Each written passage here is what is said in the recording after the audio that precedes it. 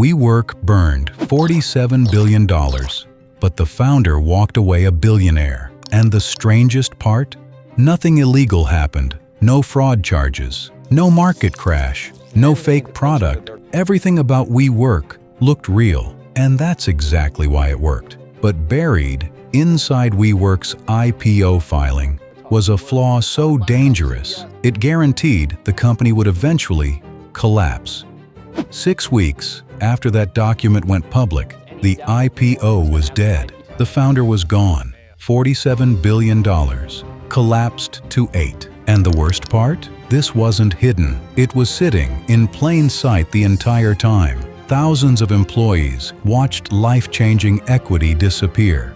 Investors stared at billions in losses. And Masayoshi Son, one of the most powerful investors in the world, was left holding a $15 billion mistake. But here's what makes this story different. WeWork didn't collapse because something broke. It collapsed because, for the first time, it had to tell the truth. And once you understand the flaw underneath WeWork, you'll start seeing it everywhere. WeWork wasn't just a failed office company. It was a perfectly engineered illusion. And the blueprint they used to build it is still being used today. So, how did a company that looked unstoppable collapse almost overnight?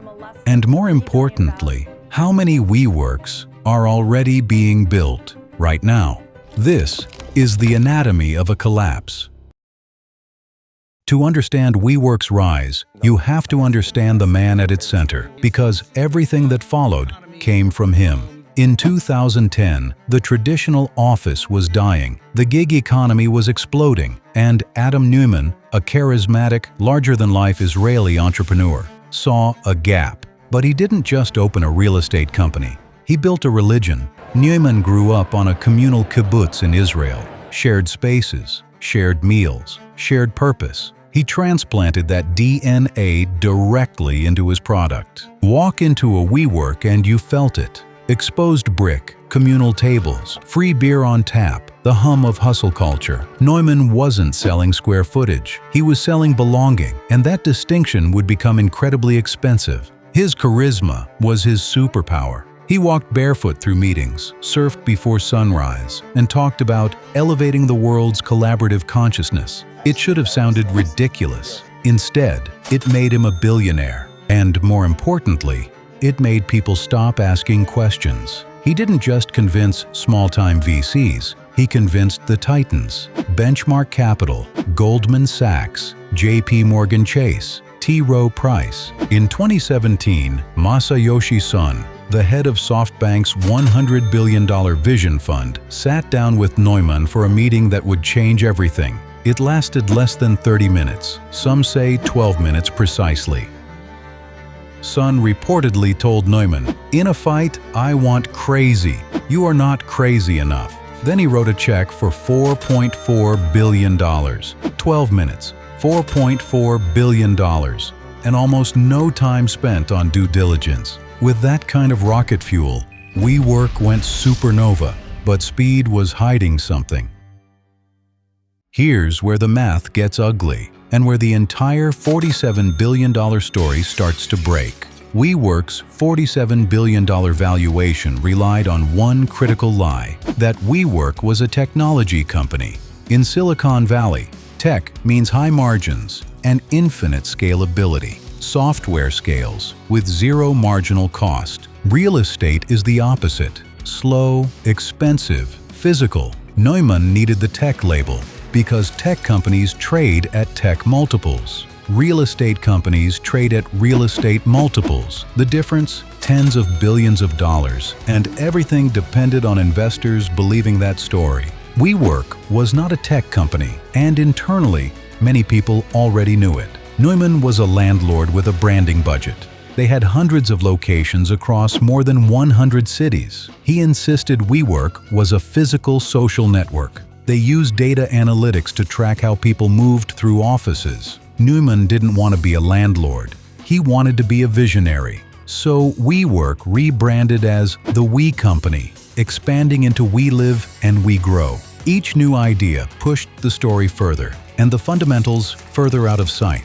The tech label was a costume, and while they dressed like Google, they spent like a drunken sailor with a corporate card. The company bought a $60 million Gulfstream G650 private jet. The same year it lost nearly $2 billion. Neumann trademarked the word "we," then charged his own company $5.9 million to use it. He personally owned buildings and collected rent from WeWork as his own landlord. But the lifestyle wasn't the problem.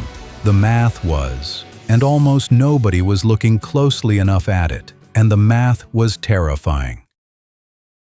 Strip away the free beer and the elevated consciousness, and you find a fundamental death spiral, the kind that only shows up when it's already too late. In finance, we call it an asset-liability mismatch. In plain English, they bet everything on good times and locked in the losses for bad ones. Here's the business model, stripped bare.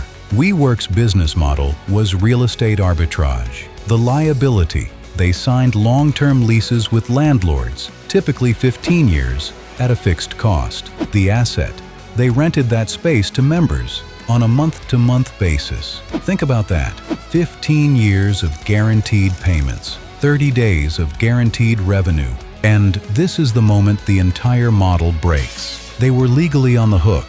No escape clause, no safety net. And here's the part that never makes the headlines. This wasn't an oversight.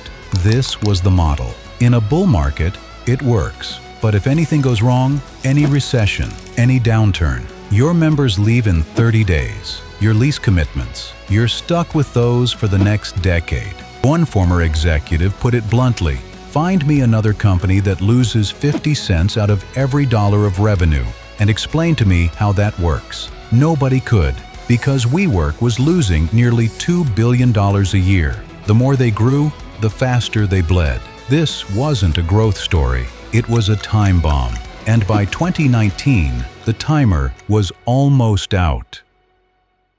The end began in August 2019, when WeWork filed its S-1 document. For the first time, the story met reality. This was the first time independent analysts, short sellers, and the public could look under the hood. What they found was a governance nightmare, and it got worse the deeper they looked. First, Neumann's shares had 20 times the voting power. He would control the company forever. Second, the wife clause. His wife could name his successor. Third, the cash out. Neumann had already sold over $700 million of his own stock before the IPO. He was selling the future while exiting the present. The reaction was swift. The valuation didn't just drop, it evaporated. 47 billion, 20 billion, 15 billion, 10 billion, 8 billion. In weeks, belief collapsed. On September 17, 2019, the IPO died. 16 days later, the board forced Neumann out. But this wasn't a typical failure. For the thousands of employees who'd been told their equity was worth life-changing money, engineers, sales teams, operations staff who'd taken lower salaries in exchange for options, it was now worth nothing. Stock options, gone.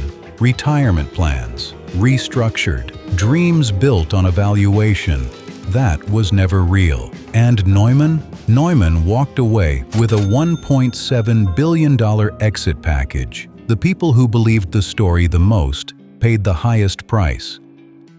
SoftBank injected a $5 billion emergency rescue just to keep the lights on. Masayoshi Son later admitted the investment was foolish. $15.4 billion.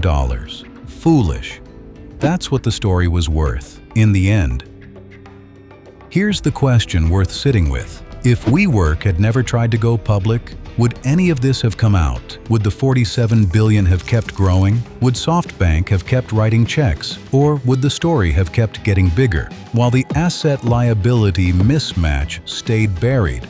Maybe the most dangerous place in business isn't failure, it's success that never has to prove itself. Adam Neumann didn't beat the system. He understood it better than anyone. He knew that in a world built on narrative, belief is worth $47 billion. right up until the moment someone asks for the numbers. Now here's what most people miss when they tell this story. WeWork didn't invent this playbook. They perfected it. Call yourself a tech company. Command tech multiples. Raise at a valuation your fundamentals can't support. And keep going until someone makes you file the paperwork. WeWork was a landlord that called itself a tech company. Today, hundreds of companies are calling themselves AI companies. Some of them are building something genuinely new, and some of them are landlords with better branding. The asset-liability mismatch hasn't disappeared. It's just wearing a different name. We've now covered 4 companies in this series: Quibi, Builder.ai, the AI washing story, and WeWork. Different industries, different founders, different decades. Same playbook: raise on a story, scale on belief, exit before the paperwork. So here's the question I'll leave you with. In today's market, how many WeWorks are hiding in plain sight right now? Are we looking at the balance sheets, or are we still just falling for the story?